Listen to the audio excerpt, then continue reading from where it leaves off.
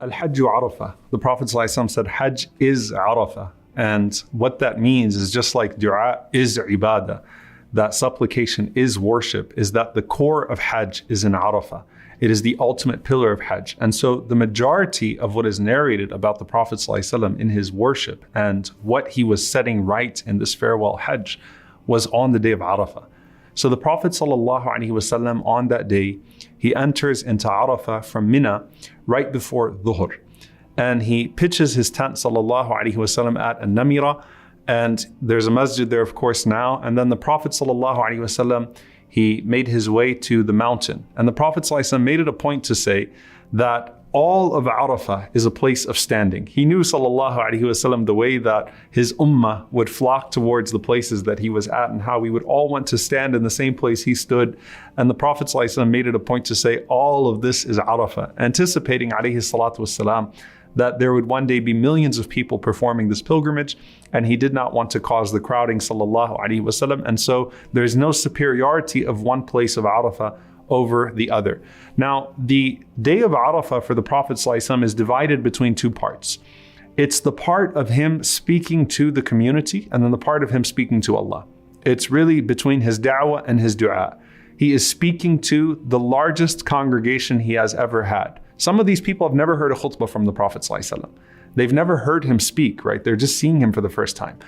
But now they're going to hear these concepts. And so what concepts do you deliver to the people in this one time where you have over 100,000 of them listening to you? So Rasulullah ﷺ wants to make it a point to capitalize on this moment to convey the major concepts of Islam and what is necessary and fundamental to establishing his community.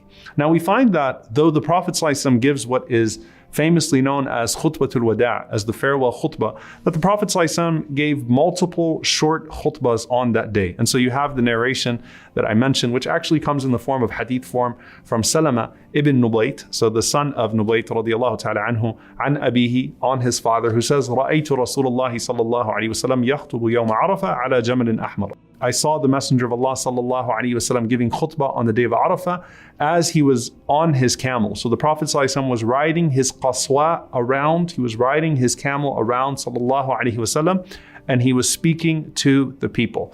One of those addresses that's narrated that the Prophet sallallahu alaihi wasallam said, "O people, indeed I have left among you that which if you hold fast to, you will never go astray." In one narration, the Prophet sallallahu alaihi wasallam says, the book of Allah and the Sunnah. In another narration, the Prophet ﷺ says, the book of Allah and my Ahlul Bayt and my family. So Rasulullah ﷺ is speaking to the people and he's giving them advices as he is riding around before he starts his dua sallallahu alaihi wasallam. But then there is the address of the Prophet sallallahu alaihi wasallam, which has reached us. And the Sahaba mentioned that though they were over 100,000, that the voice of the Prophet ﷺ could reach us in our tents.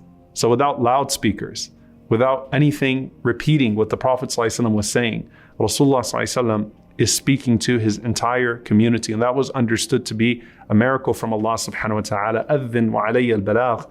As Allah subhanahu wa ta'ala told Ibrahim alayhi salam, call, and it is upon me to deliver the message to the audience. So Rasulullah ﷺ stands up on the day of Arafah. And think about the khutbah of Arafah, of the Prophet ﷺ. And what you're going to hear from him. And if it's your first time hearing the khutbah of the Prophet ﷺ, which is the majority of the people that are there at Arafah, this is their first time hearing a khutbah from the Prophet ﷺ. What do you convey? He starts off sallallahu alaihi wasallam with khutbatul hajj, and alhamdulillahi nahmaduhu wa nasta'inu, the way that you hear in the beginning of every khutbah. He praises Allah subhanahu wa ta'ala and he seeks his aid and his guidance. And this is a way of the Prophet ﷺ conveying the way to give khutbah as well. And then the Prophet sallallahu alaihi wasallam, he says to them, "Isma'u minni fa inni la adri la'alli la alqakum ba'da 'ami hadha." He said that, listen very carefully to me, O people, because I don't know, this might be the last year that I meet you. I might not meet you after this. And he's speaking not only to the people that are coming from afar, but also the people that have come with him, that I don't know if I will see you again next year. This might be the only time that you ever hear a khutbah from me. So listen very carefully to me. The first thing the Prophet ﷺ says. as the various tribes are gathered, and realized that Hajj was a tribal exercise in the days of ignorance. It was a time where tribes would flex their muscles over the other tribes, and especially the outsiders that were coming. The Prophet ﷺ, the first thing he says, listen, inna dima'akum wa amwalakum haramun alaykum ka hurmati yawmikum hadha fi shahrikum hadha fi baladikum hadha. I want you to know that your blood and your wealth are forbidden upon you for each other, meaning you cannot fight one another. That your blood and your wealth are as sacred in the sight of Allah subhanahu wa ta'ala as this day in this month and in this particular city. Subhanallah. So what's more holy than Arafah with the Prophet sallallahu alaihi wasallam in Dhul Hijjah? And then the Prophet ﷺ, he then goes on to abolish all of the feuds between the tribes. The Prophet ﷺ, once again, he says all of the blood money, all of the feuds, everything that existed between the tribes is crushed under my foot. I'm putting it under my foot and I'm doing away with it. SubhanAllah, like no more fighting between the tribes, no more of these old claims. And he said the first one that I'm abolishing is my own tribe's right, because there were old disputes that existed. So the Prophet ﷺ said, I'm abolishing those. And he said, and I'm abolishing riba, which is usury and interest, right? Usury and interest was a means by which the rich became richer and the poor became poorer. It probably sounds familiar to you right now. And the Prophet ﷺ said, I'm doing away with riba altogether. And he said, the first riba that I'm doing away with, the first interest is the riba of al-Abbas, radiyallahu ta'ala anhu. No more late fees, no more things that you owe him. No, I'm abolishing all of the debt of interest and usury. And I start with my own family, with my own uncle, al-Abbas, radiyallahu ta'ala anhu. And then you find these messages, subhanallah. The first man in history to give a clear and explicit message against racism. There is no man that we know in history that precedes the Prophet ﷺ in explicitly saying the following. He says, sallallahu alayhi wasallam, looking out to the people from all over the world. He says there's no superiority of an Arab over a non-Arab, or of a non-Arab over an Arab, or one who is white over one who is black, or one who is black over one who is white. I'm abolishing all of this, not just the tribalism, the racism, the colorism, the elitism, all of it is gone amongst you. And we don't know of anyone to say this before the Prophet ﷺ. Imagine, this is the first khutbah you're hearing from him, sallallahu alaihi wasallam, and you might belong to one of those groups that were discriminated against. And the Prophet ﷺ is saying, this is all done with, it's crushed under my foot. And he says, sallallahu alaihi wasallam, وَاسْتَوْصُوا بِالنِّسَاءِ خَيْرًا, and treat your women well. And he goes on, sallallahu alaihi wasallam, to mention the rights of the women over the men and the rights of the men over the women. So he establishes the family foundation, sallallahu alaihi wasallam. And he says, do not go back to striking each other's necks like disbelievers. SubhanAllah. I mean, it's unbelievable. Don't go back to being kuffar, striking at each other's necks. How the Prophet ﷺ is emphasizing in these moments unity in the home and unity in the community. That's what the Prophet ﷺ is doing. And so if you want to know what you set right in a community, the ethical paradigms in a community to be set, imagine this prominent khutbah of the Prophet ﷺ. For most of the Sahaba, the only khutbah they would ever hear from the Messenger sallallahu alaihi wasallam. And then it came upon the Prophet ﷺ this particular verse. The verse that a Jewish man once came to Umar ibn Khattab radiyallahu ta'ala anhu. And he said, you have a verse in your book that if we, the Jews, had it, then it would be a day of Eid for us. It would be a day of festival for us. Meaning this verse is so special that it deserves its own holiday.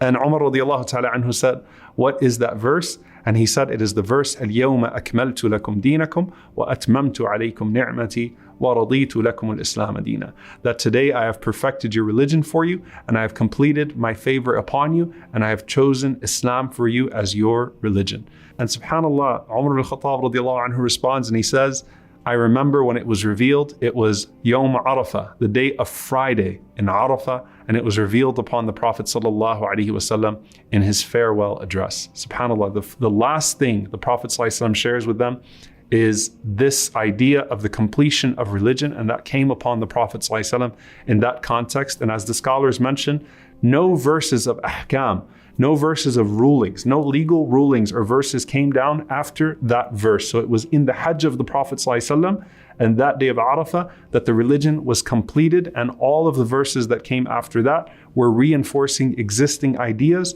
or affirming existing rulings that we had within the Quran. So this is indeed a day that we celebrate and we mark, even if we don't celebrate it with the holidays that other people would celebrate with. And then the Prophet ﷺ says, listen carefully, and he said, let those of you who are present inform those of you who are absent. And this is perhaps why you find the plentiful narrations of this day of Arafah. It's already understood that what you hear from the Prophet ﷺ, you want to convey to those that are not there. But here the Prophet ﷺ saying to them that, listen, what you hear from me now, I want you to go back and tell your people.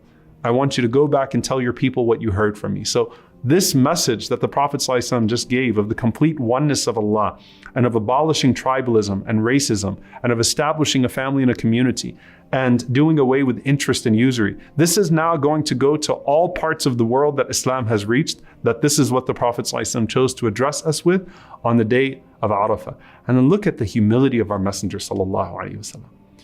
What is he concerned with? He's concerned, did I do my job? Did I properly fulfill my task as a messenger? So he says to them, he says to the people, O people, أنتم تسألون عني فما أنتم قائلون. You're going to be asked on the day of judgment about me. You're going to be asked whether or not I did my job. And remember, what made the Prophet ﷺ cry so much was that day of being a shaheed, being a witness over his ummah, and being a witness over all nations, in fact, and the people being asked about their messenger. So he's saying to them, what are you going to say when you are asked about me? قالوا نشهد أنك قد بلغت وأديت ونصحت. We bear witness that you have delivered the message, that you have fulfilled the message, that you have given us always sincere counsel and advice.